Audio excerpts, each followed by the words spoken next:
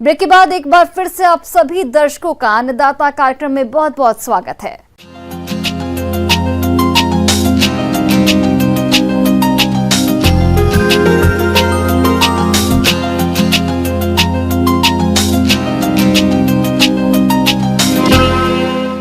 आलू बुखारा यानी प्लम के बाग ठंडे पहाड़ी क्षेत्रों सहित ठंडे मैदानी क्षेत्रों में लगाए जाते हैं और जो किसान भाई इसकी बागवानी कर रहे हैं या करना चाहते हैं तो उनको अच्छी उपज के लिए कई जरूरी बातों को ध्यान में रखना होगा, जिससे उन्हें आगे चलकर बाग से अच्छी क्वालिटी के अधिक फलों का उत्पादन मिल सके। तो आइए आलू बुखारा की बागवानी पर उचित सलाह लेते हैं विषय विशेषज्ञ डॉक्टर अशोक कुमार से।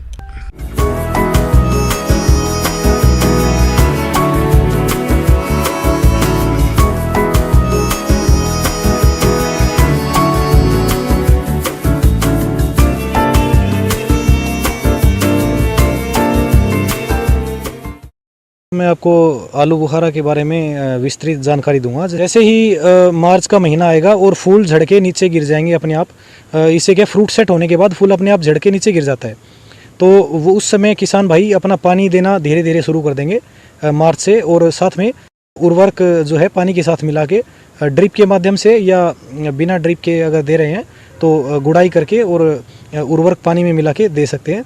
जैसे कि यूरिया फॉस्फेट और पोटेशियम सल्फेट जो है पानी में घुलनशील उर्वरक है, तो ये किसान भाई मार्च के महीने से शुरू कर सकते हैं। आलू बुखारा के बाग में फलों के विकास के समय यूरिया 500 ग्राम और म्यूरेट ऑफ पोटाश 300 ग्राम प्रति पौधा दें। इसके बाद फलों की तुड़ाई के बाद सड़ी गोबर की खाद 20 से 25 किलोग्राम, यूरिया 500 ग्राम, DAP 750 ग्राम और म्यूरेट ऑफ पोटाश 300 ग्राम प्रति पौधा देना चाहिए।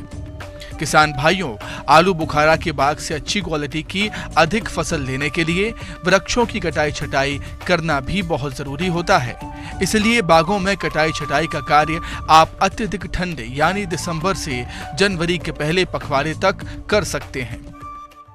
पुराने बाग के किसान भाइयों को सबसे महत्वपूर्ण जानकारी ये रहेगी हमारी तरफ से कि इनकी आप नियमित रूप से प्रूनिंग या काट छांट जिसको बोलते हैं वो आप करें, जो कि दिसंबर के महीने में होती है। इससे क्या है कि आपका एक तो पेड़ का आकार कम रहेगा, जैसा कि आप देख पा रहे हैं इस पेड़ में, और दूसरा पेड़ का आकार कम रहेगा तो उस पर आपको मैनेजमेंट अच्छी रहेगी, फल की तुड़ाई आसान रहेगी।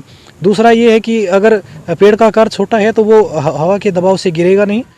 अगली उपयोग इसका ये रहता है कि इसमें गुणवत्ता की फसलें आती है और ज़्यादा फसल किसान भाई ले पाते हैं और पेड़ का भी स्वास्थ्य अच्छा रहता है।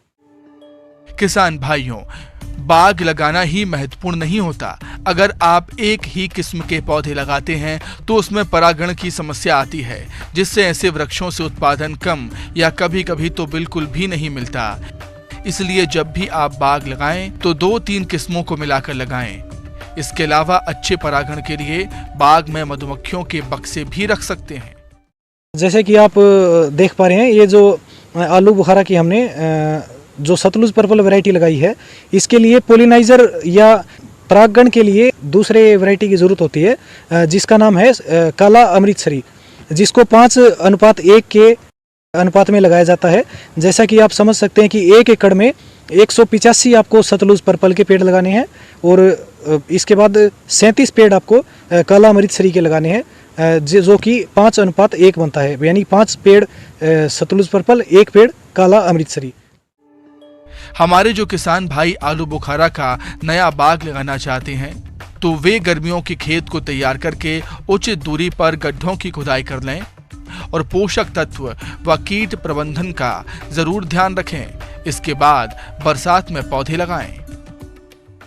नया बाग के लिए किसानों को यही सुझाव है कि आप सबसे पहले जैसे मई में गहरी जुताई खेत की करें, जिससे कि मिट्टी के अंदर जो छिपे हुए कीट वगैरह हैं वो धूप में आके मर जाएंगे। और इसके बाद हमें जून में 3 फुट गहराई और 3 फुट चौड़ाई के गड्ढे खोदने हैं और उनको 10 दिन तक खुला छोड़ने के बाद उसको 20 किलो पुराना गोबर की खाद और 2 किलो सिंगल सुपर फास्फेट और 1 फुट ऊपर की मिट्टी का मिक्सर बना के गड्ढे को भर दें और उसमें पानी डाल के छोड़ दें, ताकि गड्ढा अच्छे तरह से जम जाए, ताकि हम पेड़ लगाएं तो मिट्टी नीचे ना बैठे। इस प्रकार से हम फिर जुलाई के अंत में उसमें 20 मिलीलीटर क्लोरोपाइरीफॉस जो दीमक रोकने की दवाई होती है उसमें 10 लीटर पानी में मिला के प्रति गड्ढे डालना है। और उसके बाद एक दिन छोड़ के हमें पेड़ लगाना है। पेड़ लगाते समय हमें उतनी ही मिट्टी गड्ढे से निकालनी है जितनी पेड़ के साथ हमें मिट्टी मिलती है। अर्थ बॉल के साथ या पॉलीथीन के साथ जितनी मिट्टी मिलती है उतनी मिट्टी निकाल के और पेड़ को लगा देंगे। इस तरह से अगर कोई किसान भाई पेड़ लगाता है तो उनको 90 से 100% तक सक्सेस मिलती है।